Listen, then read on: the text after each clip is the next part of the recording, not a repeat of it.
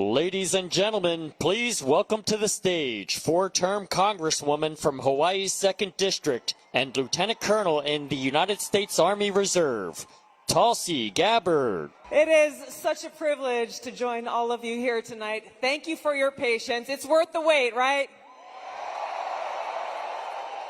What a special week to be here to join all of you. A few things have happened. Not sure if you caught it in the news. 2 former Democratic presidential candidates have endorsed Donald J. Trump to be President of the United States.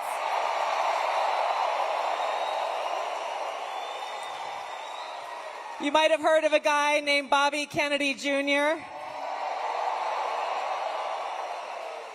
And I was really proud to stand with President Trump just this past Monday to announce my endorsement and support for him in front of thousands of my National Guard soldiers and airmen, fellow soldiers and airmen.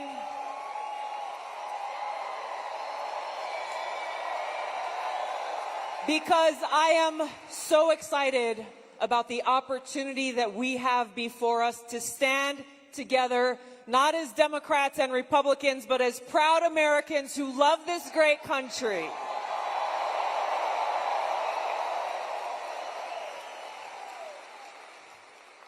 There's a lot of work to be done. The stakes could not be higher than they are right now. President Trump is going to talk about, and we'll have a conversation about why these stakes are so high and how he and he alone is the candidate to lead us toward that path of peace, prosperity, and freedom. Join me in welcoming the next President of the United States, President Donald J. Trump. We love our country. We love our country, don't we? It's amazing. And it's a great country, but we have to take it back because our country's not feeling so well nowadays, and we're going to bring it back, and we're going to make it healthy and beautiful and better than ever. And it's really, this is some crowd. Let's have a good time. Thank you very much, everybody. Well, thank you, Mr. President. Thank you. This is a very special evening for us all to have a conversation about some of the real issues that are facing Americans across the country and that don't get talked about often enough. And I want to start with one that's very personal to me, hard to talk about sometimes. This is only the second time I've spoken about it publicly, but my husband and I were married almost 10 years ago. We wanted to start a family. We were very excited about it. Unfortunately, it was very difficult. We were not successful in trying to get pregnant. For us, IVF seemed to be the only option and the last resort. As you know, it's a pretty difficult process. It's very, very expensive. I was in Congress at the time, traveling. I would carry the medicine that I had to administer shots to myself sometimes in an airport bathroom, and ultimately the most difficult part was every time going to the doctor for another transfer and hoping that it would result in a positive pregnancy test, and then being heartbroken over and over every time that test came back negative. Now, I know some of your opponents, your political opponents, are saying that you want to ban IVF. While it didn't work for us, it's worked for a lot of families. And I just know that there are women and couples in this crowd, or those who are watching here tonight, who may be going through this same struggle and are concerned about being able to have this option, either because they might not be able to afford it, or they're concerned that it just may not be available. And I'd love for you to talk to them about how they should feel. Well, thank you very much, Tulsi. And I didn't know about your situation. And it's tough stuff, right? Tough. Life is pretty tough. It can be beautiful, but it can be difficult.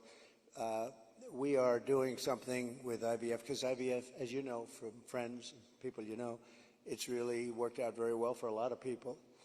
It gave them a child when they would not have had a child. And I told my people I wanted to look at this a couple of weeks ago.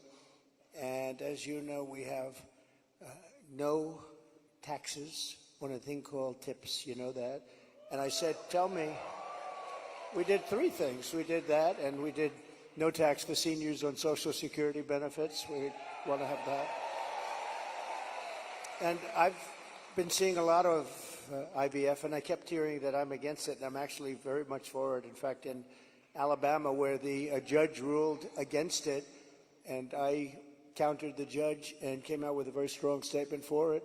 And the Alabama... You were very quick in your response to that. I was, but they were too. They were amazing. The legislature approved virtually my statement. I mean, full IVF, and it has really gone. It's terrific. And I said, so with the TIPS and with the Social Security, the no taxes on Social Security, I said maybe for IVF, and I've been looking at it, and what we're going to do is for people that are using IVF, which is fertilization, the government is going to pay for it, or we're going to get or mandate your insurance company to pay for it, which is going to be great. We're going to do that. I can't tell you how life-changing that would be for so many families, because it costs a lot of money. A lot of people go into debt just for the hope of being able to start their own family. Well, it's big, and you know what? We want to produce babies in this country, right? We want to produce babies. So I think it's going to be something we sort of announced it a little bit. We were in a great place, Michigan. We all love Michigan, right? We're going to bring back the car industry, and we're going to get a lot of it back to Michigan. They've been taking our cars away. They've been taking our manufacturing away over years, over decades. And if you look at it today, it's a shell of what it was years ago, but we're going to bring it back. Mexico is right now building massive car factories, actually being financed and built by China, and they think they're going to sell their cars back into our country. It's not going to happen. That's not going to happen. Oh, listen to that. That is not going to happen. But so many things have gone wrong in the car industry. The union leadership has been horrible. I think I'm going to win by 85%, the union, but because we're bringing it back. And we're going to have electric cars, but we're going to have gasoline-powered cars, and we're going to have hybrids. We're going to have every kind of car. We're not going with just that. But I just felt that it would be a good place to announce it, and we did sort of the announcement there a little bit, and now we do the big announcement tonight in front of all of these television stations, all of the fake news, the fake, they're all over the place. They're all over the place. I don't know what's going on. We don't even know, I was saying, because we're doing this, and I finished, and I figured I was going to come here, and we're going to make a speech. I had a speech all set for you. I was ready. They said, sir, you're actually doing a town hall. I said, oh, nobody told me that. I said, who's doing it? They said, Tulsi. I said, well, that's at least good news. I've been a fan of hers for a long time, I have to tell you. So I didn't even know. I'm in the plane, and I'm looking over some material, and we're going to give you a hell of a speech tonight. We were set to give you one hell of a speech. They said, no, sir, it's a town hall. I said, why doesn't somebody tell me this stuff? And I don't even have any idea who we're doing it for. I don't know. Is it for a network or what? I see a lot of television all over the place, so maybe it's on all of them. But I did get to see the strangest thing today. I looked at the news conference of Kamala. I call her Comrade Kamala. She's you know that, she's a Marxist. Her father was a Marxist before her. So she was brought up in the family tradition. And she really is, and this country is not ready for a Marxist. We don't want a Marxist as a president. And she destroyed San Francisco. She destroyed California. And we're not going to let it destroy our country. I'll tell you, it's not going to happen. So, but just to finish, so for some reason she doesn't want to talk to anybody. So she's either not the smartest light in the ceiling. I'm trying to be nice here. I want to be. They say, be nice, sir, be nice. It's hard to be nice when somebody is destroying your country and wants to destroy your country. It's hard to be like nice. But she is, she was a terrible vice president. She was a terrible border czar, worst in history probably, not just in this country. but the border, you know, millions and millions of people, I say 20 million plus, have poured through the border during their term. I had the safest border in the history of our country. They have the most unsafe border in the history of the world. And they're coming through, and many of them are from prisons and jails. There's a slight difference, as you know, prisons and jails.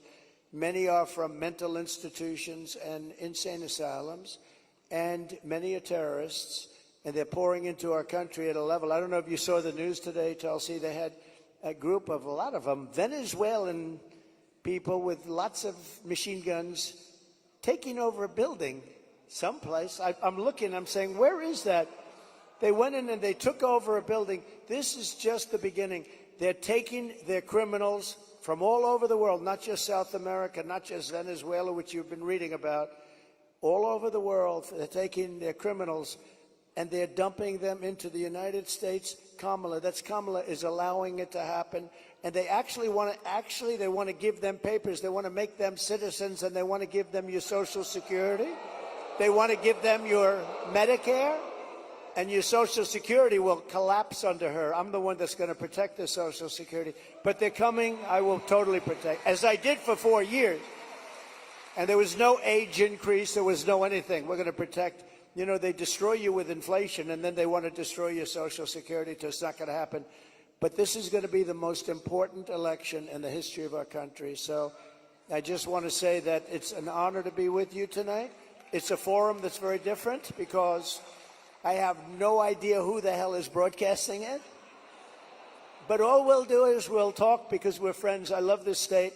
I gave them Marinette. We gave them a very big... You know, Tulsi, we have a ship contract, and as you know, we gave Marinette yards, but we gave them a tremendous contract. They wanted it all over the country. I said, we're going to get it for Wisconsin, and it's a big one, and they're doing a great job, I understand. So we got that, and we're going to have a good time tonight. So let's go. Mr. President, you talked about immigration. We actually have Amber here who's quite concerned about that, and she's got a question for you.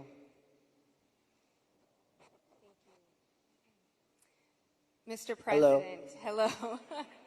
My name is Amber, and I'm from Cameron, Wisconsin. I have 3 beautiful children, and I'm torn on who to support. My youngest daughter is here tonight. My oldest son is 18, and he just started trade school this week. Very proud of him. My concern is that illegal immigration is threatening opportunities for my children. I worry that it's taking away jobs from Americans. I'm wondering, what will you do about that? All right, well, it's great. I think I'll stand up and... Do you mind if I turn around? Thank you, Amber, very much. And you're right. I'll tell you, we have the people that I'm talking about. They're pouring in at levels never seen before. They're coming in by millions and millions, and a lot of them are taking the jobs for the black population, the Hispanic population, and unions are going to be very badly affected because, and I was talking to some of the union heads who I actually do get along with, but they're very concerned about it because the jobs that are, the people that are coming in are just taken, and it's going to start with the black population. African Americans are losing their jobs, and I don't know if you heard the latest statistic that of the jobs that these people created, which is very little, every single job was taken, about 107% was taken by illegal immigrants. There's been no job creation from them. The jobs were filled by illegal immigrants. With all of that being said, I want to give you a very positive answer. We're going to win this election. We're going to turn this country around. We're going to become an unbelievable growth country. And your boy is going to have the greatest job. And you want to have a lot of choice with jobs. You know, you want them to go up and they get up and they, it's hard to believe I have that the way I get treated. But I look forward to every day because we're going to make America great again. So I really do. I look forward to it. That's right. But we're going to create a lot of jobs. We're going to create. Does he want to stay here? Or does he want to go to a different state or anything? Yeah, someplace in the Midwest, but this is a good place to stay, right? Wisconsin. So we'll be creating tremendous jobs for our country, and we're also turning away. You know, we're going to be closing the border, really closing it. By the way, did you see? So Kamala was for defunding the police. She was for open borders. She was for everything that you're not against. I could go through 14 different. She's changed on every single one of them. In fact, I think we should see the man in the red hat and the beautiful woman in the red hat says, "Make America Great Again." Perhaps we should give Kamala a "Make America Great Again" hat, right? But the problem is, that's not her belief. Her belief is open borders. Her belief is getting rid of Social Security. Her belief is doing all of these plans, like for health insurance, where you have one big government-run mess. And if you have private plans, a lot of the people in this room have private plans. They're incredible plans. They worked hard to get those plans, and that's what they want. But with her, she wants to have, it's really a communist type of government. And I just saw her, Tulsi, she was sitting behind a desk doing this interview. And I said, "Dana Bash, you could make yourself big tonight. All you have to do is be fair." I haven't seen the questions, but they gave out a sample. In fact, she's going to be on later on tonight with a taped. It was a taped. We're doing it live. Why are we doing it live and she's doing it taped? But that's right. He's real. But she was sitting behind that desk, this massive desk, and she didn't look like a leader to me, I'll be honest. I don't see her negotiating with President Xi of China. I don't see her with Kim Jong-un like we did with Kim Jong-un. So we're going to have to see what happens. I'll tell you what, November 5th is going to be the most important day in the history of this country. Go big. Mr. President, there are a lot of people who want to feel hopeful about our future. I want to introduce you to Luke, who is one of those people. Hi. Hello, Mr. President. Good-looking guy. Thank you. My name is Luke Pulaski, and I'm a junior here at the University of Wisconsin-La Crosse. I'll be voting for the first time in November, and I'm researching each candidate. I have two questions for you. First, as I've been living on my own and buying my own gas and groceries, I have noticed that everything has become more expensive. For me personally, I try to eat healthy and stay lean. A pound of meat has gone from $4 to almost $7. I also would like to buy a home someday, but that seems just impossible now. What's your plan to make life more affordable and bring down inflation for someone like me? Very good. Thank you. Good. It's probably the question I get most. You know, they say you're going to vote with your stomach. I don't know if you've heard it, but it's a little bit true. And groceries, food has gone up at levels that nobody's ever seen before. We've never seen anything like it, 50, 60, 70%. You take a look at bacon and some of these products, and some people don't eat bacon anymore. And we are going to get the energy prices down. When we get energy down, you know, this was caused by their horrible energy wind. They want wind all over the place. But when it doesn't blow, we have a little problem. This was caused by energy. This was really caused by energy and also their unbelievable spending. They're spending us out of wealth, actually. They're taking our wealth away. But it was caused by energy. And what they've done is they started cutting way back. We were in third place. When I left, we were by far in first place, beating Russia, beating Saudi Arabia. And we were going to dominate to a level that we've never seen before. And then we had a bad election. I'll be very nice. I'm supposed to be nice when I talk about the election, because everybody's afraid to talk about, oh, please, sir, don't talk about the election, please. You know, if you can't talk about a bad election, you really don't have a democracy if you think about it, right?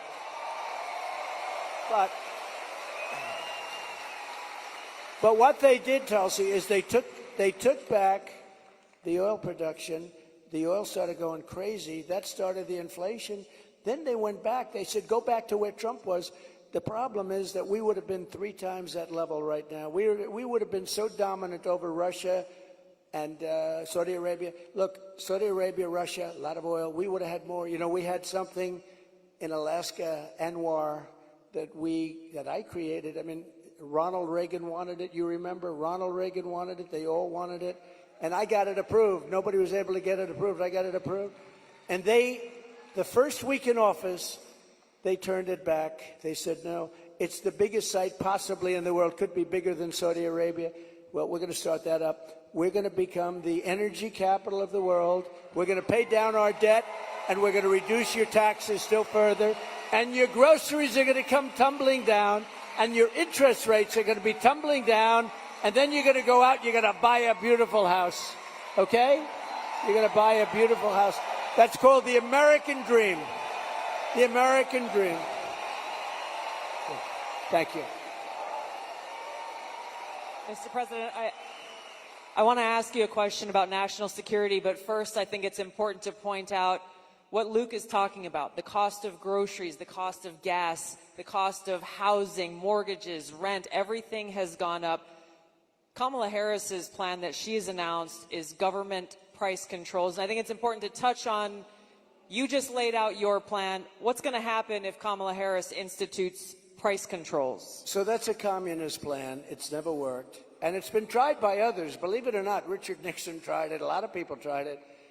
It's been tried many times, and it always leads to the same failure. Tremendous inflation, lack of product. You don't have anything. The stores are not stocked. It has never worked. It's called control. They want control. And, you know, it's been so often. And everybody that comes in, they say it. It sort of sounds great. We're going to go price control.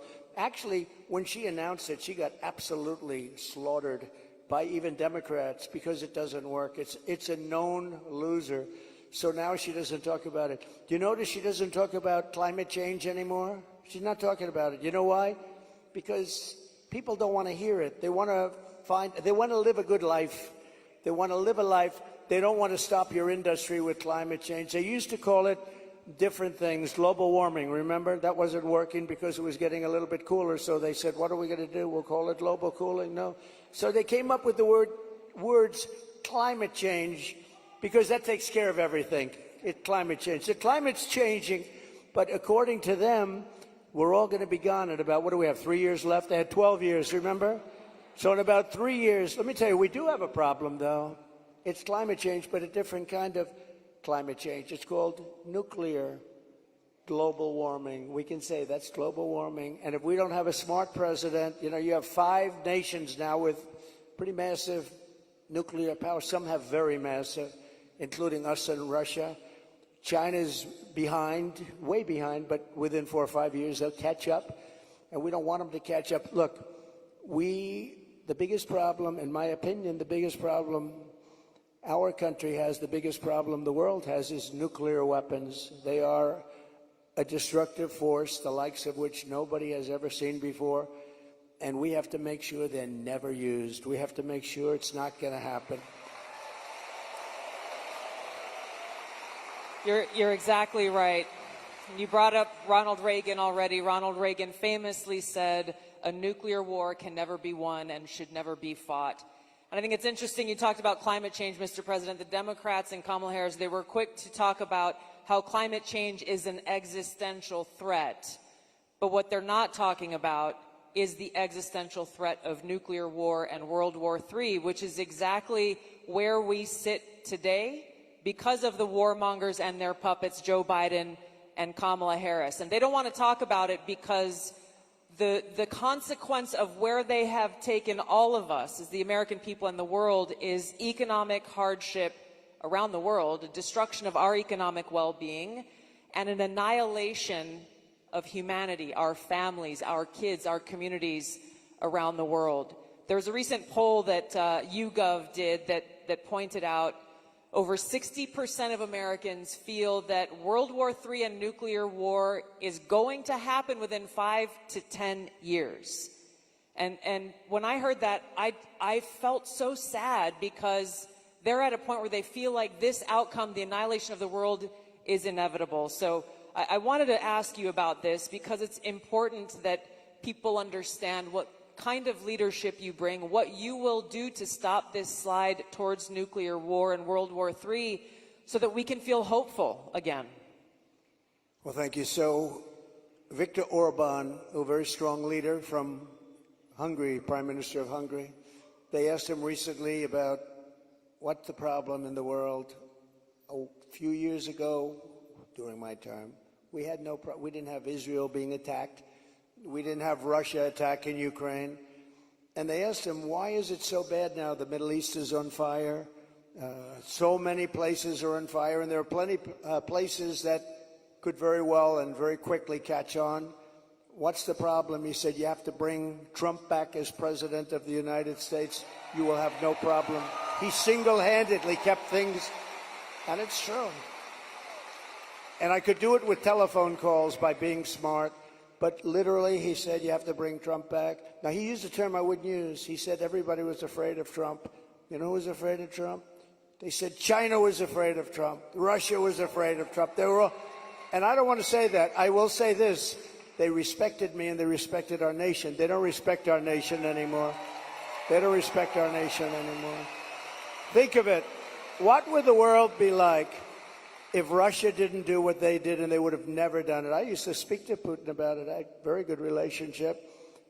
No chance. You know what happened, I think, Afghanistan, when he saw the horrible leadership that we displayed in Afghanistan, I think he said, wow, this is a time to go in, because I wasn't there. He would have never done it if I was president, and Israel would have never been attacked. Think of it. What would this world be like? You wouldn't have had that disaster. And it wasn't leaving Afghanistan. And they should have kept Bagram. That's the big air base. It's 1 hour away from where China makes its nuclear weapons. They didn't keep it. You know who occupies it now, Tulsi? China occupies it. So we have, if you have the right president, and we don't right now, do we even have a president? He just came in. Think of it. He just came in from wherever the hell he went. You know, there was a coup. He just doesn't know it yet. But there was a coup. How about that? He got 14. I'm not a fan of his. He was the worst president. But, You're not? But think of this. He got 14 million votes. She was the first one to leave, you know. Kamala was the first one to quit. She never made it to the first state in the primaries, which was Iowa. Never even came close. Other people did, but she never even came close. And all of a sudden, she was picked. And she's now running for president. And look, it just started, really. It just really started. The polls have us up here. We're up in this. We're up in states, but it's close. It's close. It's close. And you know, they cheat like hell, so we don't want to have it too close. But we have, because we have to win this. We're not going to have a country. But with him, I was so far up. We had a thing called, how did he do in the debate? Did you think he did well? Not too good? No, they wanted to have a debate. I said, okay, it's a little bit early, isn't it? I was trying to talk them out. I said, well, it's a little early for a debate, right? And they said, well, I think we'd like to do it. And that was not a good debate for them. That was not a good debate. So that was the beginning of the end for him. And they started looking. But they picked a woman that had absolutely no votes. She got no votes. And now she's running. So when you say threat to democracy, they are a threat to democracy. I'm not a threat to democracy. I'm not a threat. Thank you. Mr. President, crime and the rise of crime is on the minds of a lot of people. I want to call on Danielle here, who has a question for you. Hi, Danielle.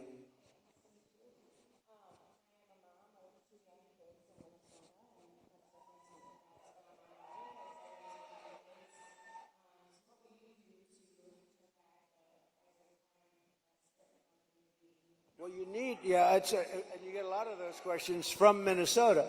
But you get a lot of those questions because Minnesota, I mean, they picked this guy.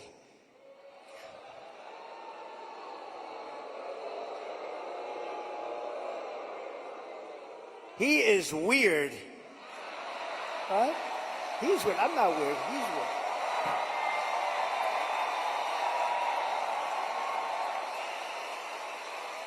No, he's a weird guy. He's a weird dude. You know, see, they come up with sound bites. They always have sound bites. And one of the things is that JD and I are weird. That guy is so straight. JD is he's doing a great job. Smart. Top student. Great guy. And he's not weird, and I'm not weird. I mean, we're a lot of things. We're not weird, I will tell you. But that guy is weird, don't you think? You know, he signed for, and this is, who would think that this is even happening in our country with men playing in women's sports and all of this, but he has it at a level that nobody can believe. A bill that every boy's bathroom will have tampons, okay? Hence his name, Tampon Tim. But think of it. Think of it. And you know, on the question of abortion, he is the one, abortion in the 9th month. And if the baby in Minnesota, and I'd love to win Minnesota because those people aren't digging this guy. They're not digging this guy. But think of this. 6 states, Minnesota's one of them. If the baby is born, you're allowed to execute the baby after, think of that, after birth in Minnesota, you're allowed to execute. And you remember the former governor, not the current governor, who's terrific, Len Youngkin. We're going to win maybe Virginia. We could do that. But the former governor, and he said, you sit the mother down and the father down. You sit them down and you talk. And the baby is born and you make a decision what to do. He meant, do you execute the baby after birth? And according to what they have passed and legislation, in Minnesota, they're allowed to execute the baby after birth. And this guy is a participant. And that's why she picked him, because she is, in fact, a Marxist/communist. Remember, I'd say all the time, our country will never be socialist, right? We will not have a socialist. Well, I was right. We skipped socialism. We went to communism. This woman has to be stopped. Mr. President, we have time for one final question. I don't know if we can get a mic to Bernardo. He's got an important question, given very soon we will be honoring the anniversary of September 11th and all of the lives that were lost on that tragic day in that tragic attack where we were attacked by radical Islamist terrorists. And Bernardo wanted to share his thoughts and had a question for you on this. Thank you. Mr. President, my name is Bernardo. I'm a voter here in Wisconsin, live in the wonderful La Crosse County here. And I'm also a father of 8. I have 7 here with me.